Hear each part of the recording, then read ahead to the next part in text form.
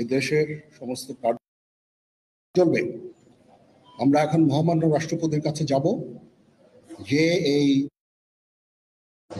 এই interim government ফর্মের ব্যাপারে ওনার সাথে আলাপ আলোচনা করে আমরা একটা ইন্টারিম গভর্নমেন্ট ফর্ম করে দেশ পরিচালনা করব।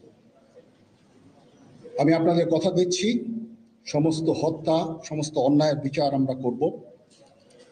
আপনারা সেনাবাহিনীর প্রতি আস্থা রাখেন, সশস্ত্র বাহিনীর প্রতি আস্থা রাখেন। আমি সমস্ত দায়িত্ব নিচ্ছি, আপনাদের জানমাল, এবং আপনাদেরকে আমি কথা দিচ্ছি যে আপনারা আশাহত হবেন না। ইনশাল্লাহ আপনাদের যত দাবি আছে সেই দাবিগুলো আমরা পূরণ করব এবং দেশে একটা শান্তি শৃঙ্খলা ফিরিয়ে নিয়ে আসব। আপনারা আমার সাথে সহযোগিতা করেন, দয়া করে আর এই ভাঙচুর, হত্যা, মারামারি, সংঘর্ষ এগুলো থেকে বিরত হন। আমি নিশ্চিত যে আপনারা যদি আমার কথা মতো চলেন, আমাদের সাথে যদি একসাথে যদি কাজ করি আমরা, নিঃসন্দেহে আমরা একটা সুন্দর পরিণতির দিকে আমরা অগ্রসর হতে পারব। আপনারা দয়া করে আমাকে সাহায্য করেন। মারামারি করে এই সংঘাতের মাধ্যমে আমরা আর কিছু অ্যাচিভ করতে পারবো না, আর কিছু আমরা পাবো না।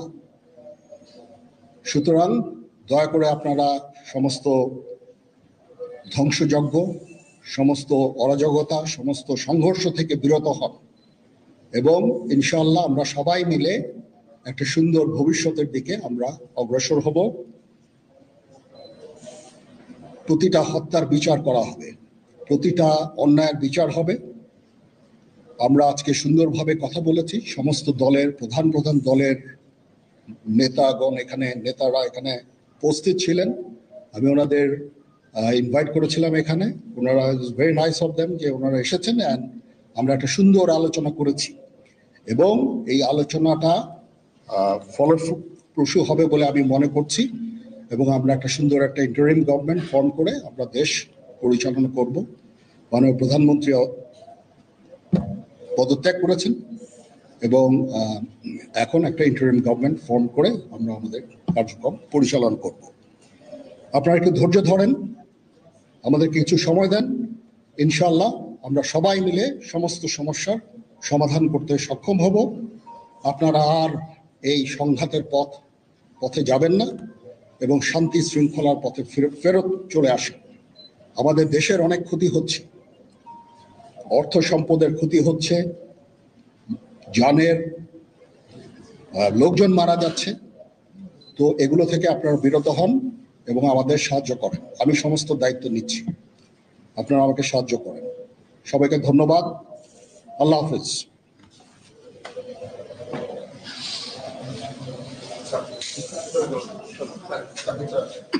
আপনারা কি কোনো প্রশ্ন করতে চান?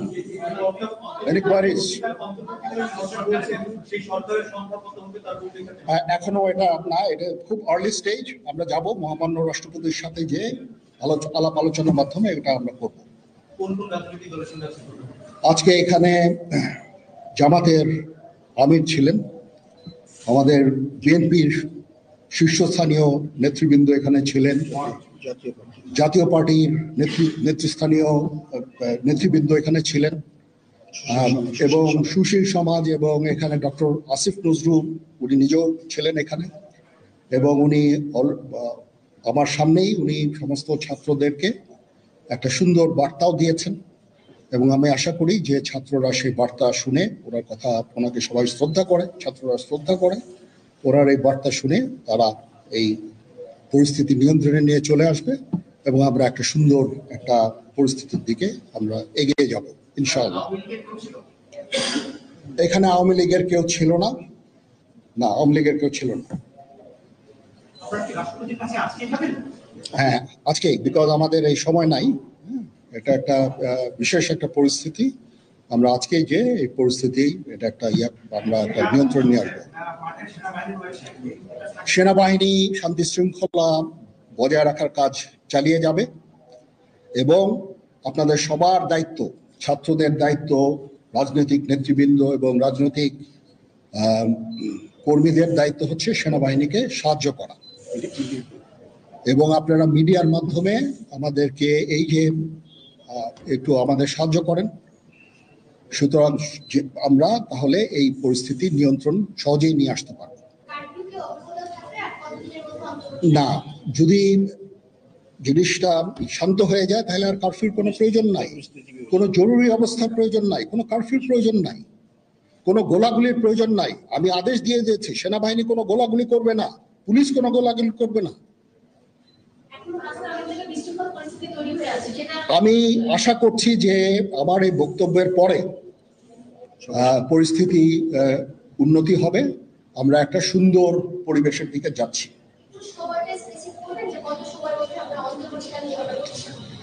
আমরা এটা না, আমি আজকে রাতের মধ্যে একটা আমরা সলিউশনে যাওয়ার চেষ্টা করবো, বাট আমাদের হয়তো 2-1 দিন সময় দিতে হবে।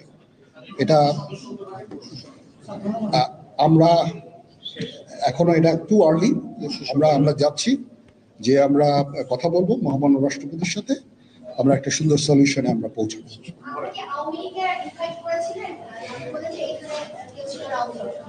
পরিস্থিতি ছিল খুব কম, সময় খুব কম ছিল। আমি যাদেরকে পেয়েছি অনেককেই আমি বলেছি, সবাই হতেন, বাট প্রধান রাজনৈতিক দলের সমস্ত নেতৃস্থানীয় নেতৃবৃন্দরা এখানে ছিলেন, তাদের সাথে আমি কথা বলেছি এবং ওনারা সবাই আমাদের এই প্রস্তাবে, এই যে আমরা যে আলোচনা করছি, সবাই এটাতে রাজি হয়েছে। এখানে মমিনুল হক সাহেব ছিলেন, এখানে জামাতের আমির ছিলেন, জুনায়েদ সাকি উনি ছিলেন, তারপরে ডক্টর আসিফ নজরুল ছিলেন। আমরা সবাই মিলে এবং সবাই আমরা এটাতে একমত পোষণ করেছি।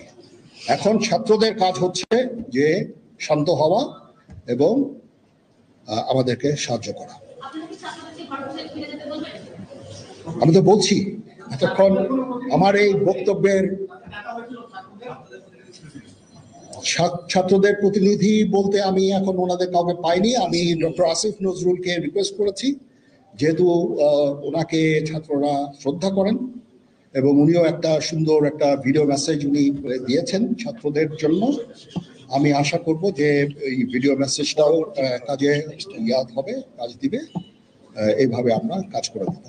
সবাই ভালো থাকেন, সবাই ভালো থাকেন, সবাইকে ধন্যবাদ। এখানে আপনারা যত প্রশ্ন করতে থাকবেন আমাকে দেরি করাবেন।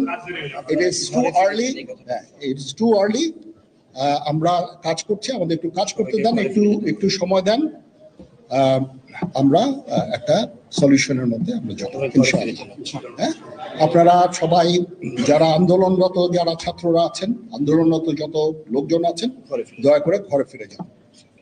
সবাই ভালো থাকেন, আল্লাহ আমাদের মঙ্গল করুক। আল্লাহ হাফেজ।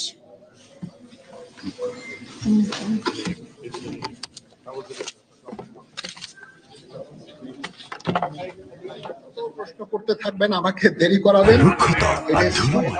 আপনাকে সতেজ ও সুস্থ রাখতে